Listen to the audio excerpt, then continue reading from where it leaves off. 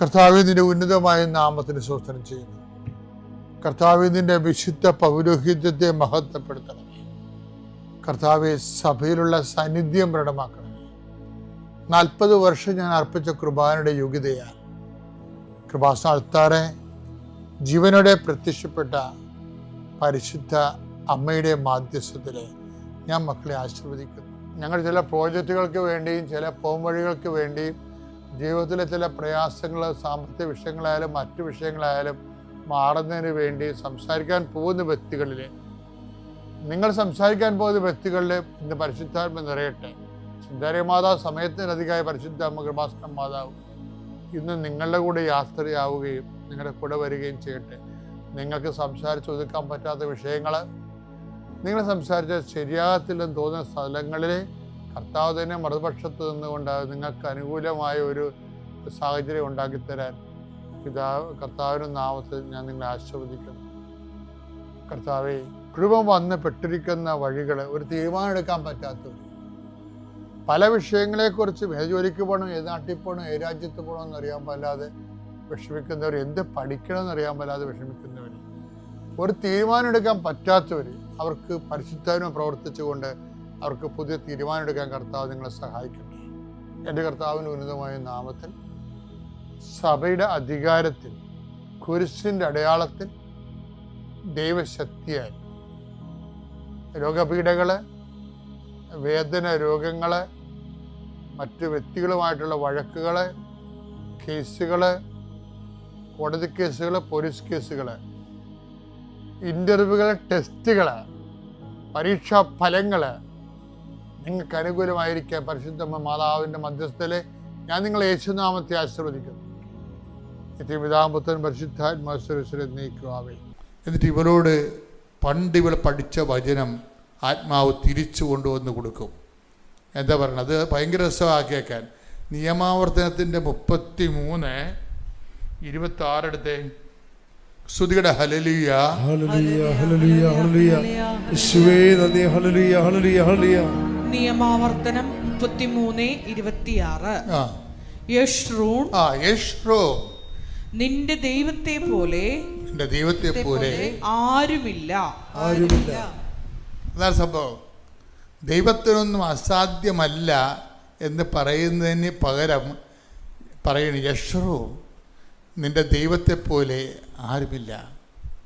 അതിങ്ങനെ പണ്ടെവിടെയോ അവൾ മനസ്സിൽ സൂക്ഷിച്ചൊരു സാധനം ഈ ഒരു ഡേഞ്ചറസ് ജംഗ്ഷനിൽ പരിശുദ്ധാത്മാവ് കൊണ്ടുവന്നൊരു കൈ പോലെ കൊടുക്കുകയും യശ്രവും, നിന്റെ ദൈവത്തെ പോലെ ആരുമില്ലെന്ന് വെച്ചാൽ നീ ആരെയും ഭയപ്പെടേണ്ട കാര്യമില്ല.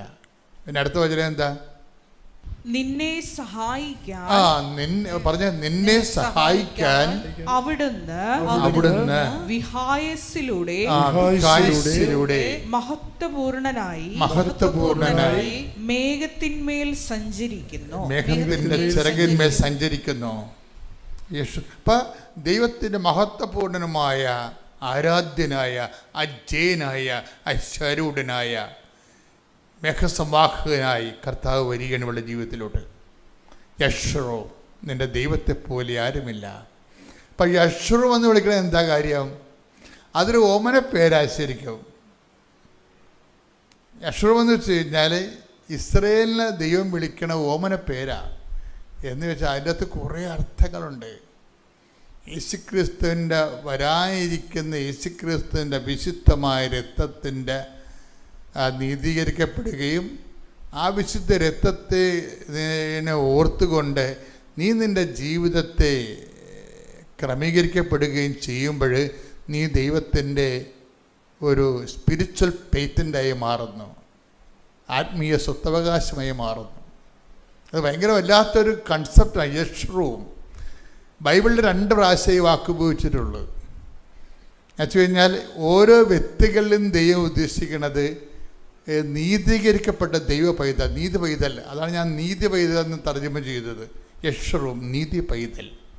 നീതി പൈതൽ എന്ന് പറഞ്ഞാൽ കർത്താവിൻ്റെ വാഗ്ദാനങ്ങളും കർത്താവിൻ്റെ പദ്ധതികളും കർത്താവിൻ്റെ വഴി നടത്തലുകളും അത് നമുക്ക് തിന്മയും അതുപോലെ ക്ലേശങ്ങളും ഉണ്ടാക്കിയാലും പരിശുദ്ധ അമ്മയെപ്പോലെ അത് ദൈവസ്നേഹത്തിൽ നിറഞ്ഞ് ഹൃദയത്തെ സംഗ്രഹിച്ച് ഏതെല്ലാം ക്ലേശങ്ങളെ പോകുമ്പോഴും ആ ലെവൽ ഡാമേജ് ആകാതെ നിർത്തുന്നതാണ് യശ്രൂം, നീതി പൈതൽ എന്ന് പറയുന്നത്.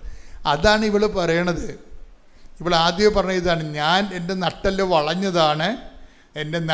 വളഞ്ഞതാണ്, ഞാൻ ഈ മെഡിക്കലിന് തോക്കും. അങ്ങനെ തോറ്റാലും നമ്മൾ തമ്മിലുള്ള സ്നേഹത്തിന് യാതൊരു പോറലും ഉണ്ടാകത്തില്ല. അപ്പോഴാണ് ദൈവം വിളിക്കണം യശ്രൂം, ഇതാണ് നീ. എന്താണ്? നീ നിൻ്റെ വിശ്വാസത്താൽ, ആ വിശ്വാസം ഉത്ഭുതമാകുന്ന ദൈവസ്നേഹത്താൽ നീ എന്നെ, അതായത് ആ കൃപയിൽ നിലനിൽക്കാൻ വേണ്ടി നീ ലോകത്തെയും ജീവിതത്തെക്കാളും വലുതായി ദൈവത്തെ കാണുന്നൊരു വ്യക്തിയാണ് നീതി പൈതൽ എന്ന് പറയുന്നത്. ആ നീതി പൈതലാണ് പറയണത്. ഒരു പൗലോസ് അപ്പോസ്തലൻ നീതി പൈതലേക്ക് വരുന്ന ഒരു ദൂരമുണ്ട്. ശരിക്കും ഉടമ്പടിയുടെ ഫ്രൂട്ട്സ് എന്ന് പറയണത് ChatGPT, അതുപോലെ തന്നെ നമ്മൾ ഉപയോഗിക്കുന്ന പെർപ്ലക്സിറ്റി, അങ്ങനെയുള്ള ആപ്പുകളോട് ഞാൻ ചോദിച്ചു വാട്ട് ഈസ് യശ്രൂം എന്ന് ചോദിച്ചു.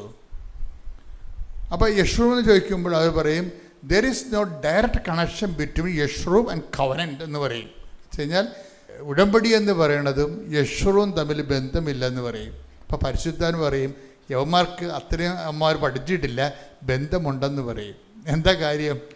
ഈ കവനൻ്റ് പോണത് യശ്രൂമിലേക്കാണ് പോണത്. കവനനിലേക്ക് എന്താ വിളിച്ചിരിക്കണത്? അതായത് നമ്മൾ ഓരോരോ കാര്യങ്ങൾ, നമ്മുടെ ജീവിതത്തിൻ്റെ സമ്മർദ്ദങ്ങൾ കാരണം കർത്താവിൻ്റെ തിരുസ്ഥാനി കണ്ണീരിൻ്റെ കഥകൾ എഴുതി വെച്ചിരിക്കുകയാണ്. ഇതെല്ലാം എനിക്ക് നിക്കക്കള്ളിയില്ല, എനിക്ക് മുന്നോട്ട് പോകണമെങ്കിൽ ഇതിന് സമാധാനം ഉണ്ടാക്കാതെ എനിക്ക് മുന്നോട്ട് പോകാൻ പറ്റത്തില്ല എന്ന് പറയും. അപ്പോഴുണ്ട് ഇവിടെ ഈ ജസിനെ പോലെയുള്ള ആൾക്കാരൊന്നും പറയണം ഇതൊക്കെയാണ് ശരിയാണ്, പക്ഷേ എനിക്ക് എൻ്റെ പ്രശ്നം നീയാണെന്ന് പറയും. അതാണ് പ്രശ്നം, അതാണ് യശ്രൂമാകണത്. ഇതൊക്കെ ശരിയാണ്, എനിക്കിനി അടി ഒരു മുന്നോട്ട് പോകണമെങ്കിൽ എൻ്റെ നടുവ് നിവർത്തി തരാതെ എനിക്ക് ജീവിക്കാൻ പറ്റത്തില്ല. പക്ഷേ ഇനി നടുവ് നിവർത്തി തന്നില്ലെങ്കിലും ഞാൻ നീയും തമ്മിലുള്ള ബന്ധത്തിന്, അതിൻ്റെ പേരിൽ വിശ്വാസത്തിനോ പ്രാർത്ഥനാ ജീവിതത്തിനോ വിശുദ്ധ ജീവിതത്തിനോ ഒരു പോറലും ഉണ്ടാകത്തില്ല.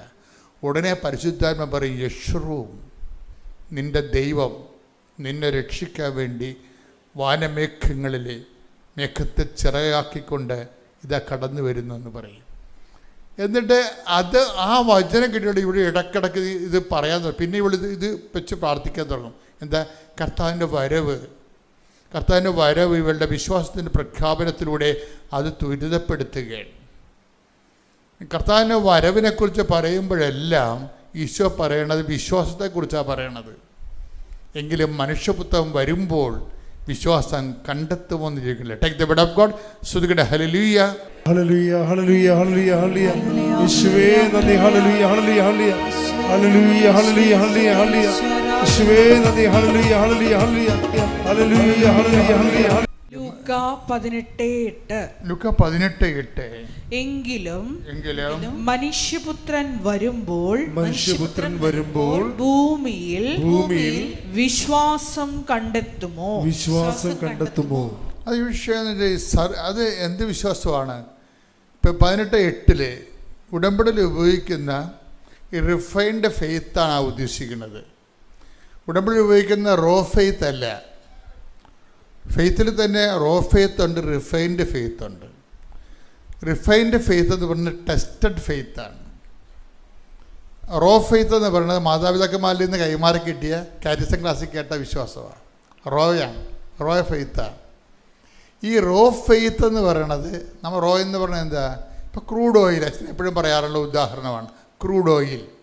ക്രൂഡ് ഓയിൽ വെച്ചൊന്നും നമുക്ക് ഈ വണ്ടിയൊന്നും ഓടിക്കാൻ പറ്റുമോ? ക്രൂഡ് ഓയിൽ ഒഴിച്ചാൽ കാർ ഓടുക? ഇല്ല, ഓടത്തില്ല. അതിനെ ശുദ്ധീകരിച്ചിട്ട് അതിൻ്റെ ഡീസലോ പെട്രോളോ ആക്കി മാറ്റിയാൽ മാത്രമേ അത് റിഫൈൻഡ് ആക്കണം. ഓയിൽ റിഫൈനറി എന്നല്ലേ പറയണം, റിഫൈനറി. ഇതുപോലെ ഫെയ്ത്ത് റിഫൈനറി ഉണ്ട്. ആ സർവൈവ്ഡ് ആയിട്ടുള്ള ഫെയ്ത്ത് റിഫൈനറി എന്ന് വെച്ച് കഴിഞ്ഞാൽ ഇപ്പം മാതാപിതാക്കന്മാരിൽ നമുക്ക് വിശ്വാസം കിട്ടും. അവർ കത്തോലിക്കരായതും ക്രിസ്ത്യാനികളായതുകൊണ്ട് നമ്മളും ക്രിസ്ത്യാനികളായി പോകും. അത് റോ ഫെയ്ത്ത് എന്ന് പറയും. ആ ഫെയ്ത്ത് പ്രാക്ടീസ് ചെയ്താൽ നമുക്ക് നിത്യരക്ഷ ഓക്കെയാണ്. പക്ഷെ ആർജിത കൃപയ്ക്ക് സഹായകരമല്ല. ട്രഡീഷണൽ ഫെയ്ത്ത്, റോ ഫെയ്ത്ത് ആർജിത കൃപയ്ക്ക് ആർജിത കൃപയെന്ന് പറയുന്നത് നമ്മുടെ അക്കൗണ്ടിൽ ആർജിക്കുന്ന കൃപയാണ്.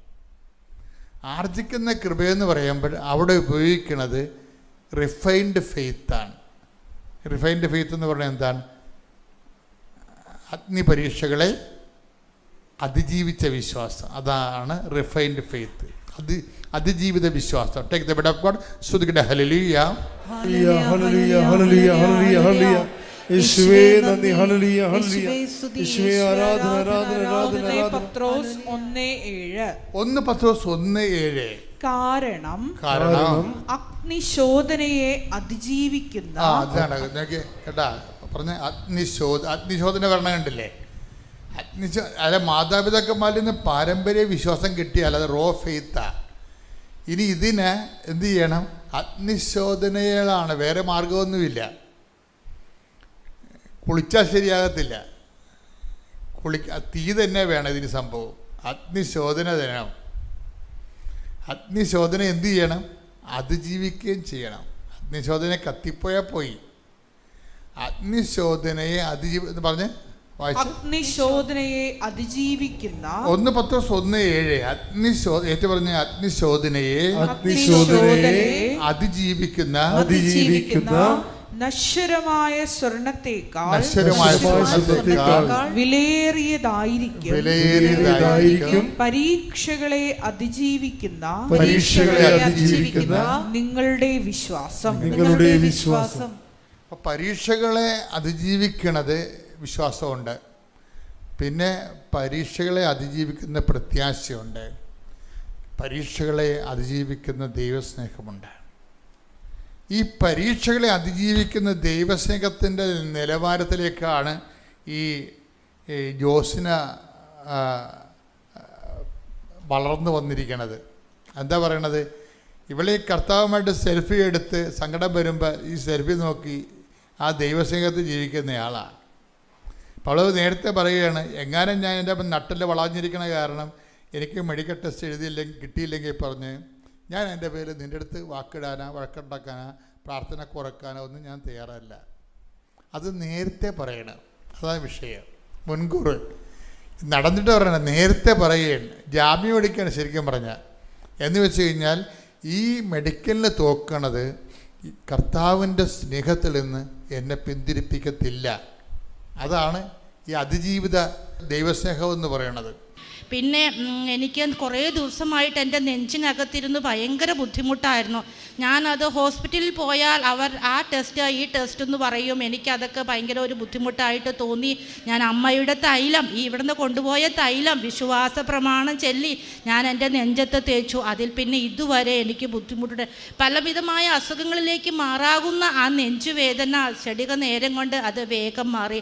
അതുപോലെ തന്നെ എനിക്കൊരു ദിവസം അകത്ത് നിന്നപ്പോൾ, അടുക്കളയിൽ നിന്നപ്പോൾ എനിക്ക് ഒരടി നടക്കാൻ വയ്യ. എനിക്ക് ഈ വയറിൻ്റെ സൈഡിൽ ഇരുന്നൊക്കെ ഭയങ്കര അതിശക്തമായ വേദന. എനിക്കൊരടി നടക്കാനോ ഒന്നും ചെയ്യാനോ ആരുമില്ല, ആരെ വിളിക്കാനും വീട്ടിൽ ആരുമില്ല. ഞാനൊരു പ്രകാരത്തിൽ ആ മുറിയിൽ ചെന്ന് അമ്മയുടെ തൈലമെടുത്ത് ഞാൻ ഈ വശത്ത് പുരട്ടി. അത്ഭുതമെന്ന് പറയട്ടെ, അത് മാറി.